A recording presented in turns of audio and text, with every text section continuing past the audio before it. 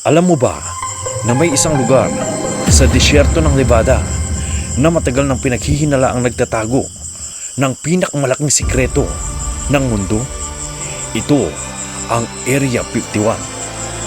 Sa video ito, iisa-isayin natin ang mga kontrobersyal na kwento tungkol Area 51 mula sa UFO crash hanggang sa umano'y alien na nakatira doon. Handa ka na ba, kaibigan? Simulan na natin. Unang kwento, ang sinasabing UFO crash noong 1953 sa Kingman, Arizona. Ayon sa ilang testimonya, may bumagsak daw na isang unidentified flying object sa disyerto.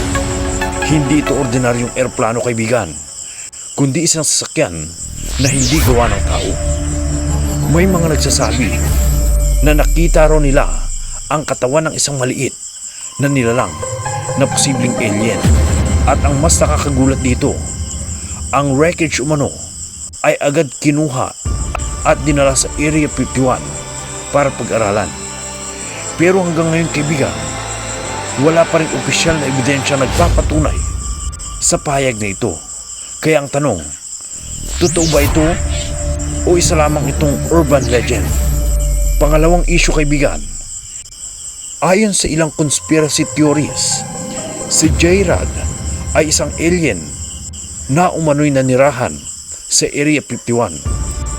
Sinasabi ng mga tao na nakikipag-ugnayan daw ito sa mga siyentipiko ng Amerika para ibahagi ang teknolohiya ng kanilang planeta.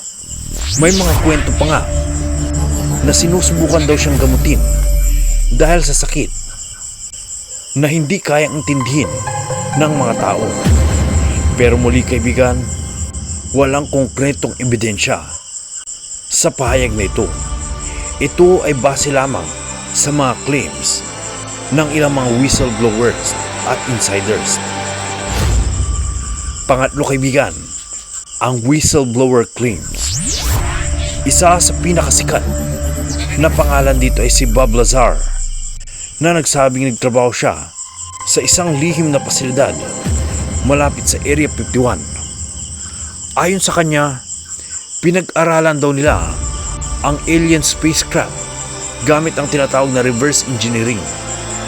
Ang ibig sabihin nito, kaibigan, kinokopya nila ang teknolohiya ng mga alien para gamitin sa military. Kung ito ay totoo, kaibigan, posibleng ang ilan sa mga advanced technology ngayon ay may pinanggalingang hindi mula sa Earth. Pero syempre, mariing itinanggi ito ng gobyerno ng Amerika. At ang panghuli ay ang pinaka-confirm na impormasyon. Noong year 2013, opisyal na kinumpirma ng Central Intelligence Agency o CIA ang existence ng Area 51. Pero ayon sa kanila, ang tunay na purpose ito ay para lamang sa testing ng mga top secret military aircraft at hindi para sa mga alien. Gayunpaman, kaibigan, hindi nito tuluyang napatahimik ang mga haka-haka ng publiko. Sa dami ng kwento at misteryo, isang tanong ang nanatili. Ano nga ba talaga ang itinatago ng Area 51? Alien technology? Secret experiments? O baka naman, mas kakaiba pa sa iniisip natin? Kung nagustuhan mo, kaibigan, ang video ito, ay huwag mo sanang kalimutang mag-like, mag-subscribe at i-click ang notification bell para sa mas maraming pang misteryong kwento para sa'yo. So hanggang dito na, mga kaibigan, and as always, have a nice day, everyone.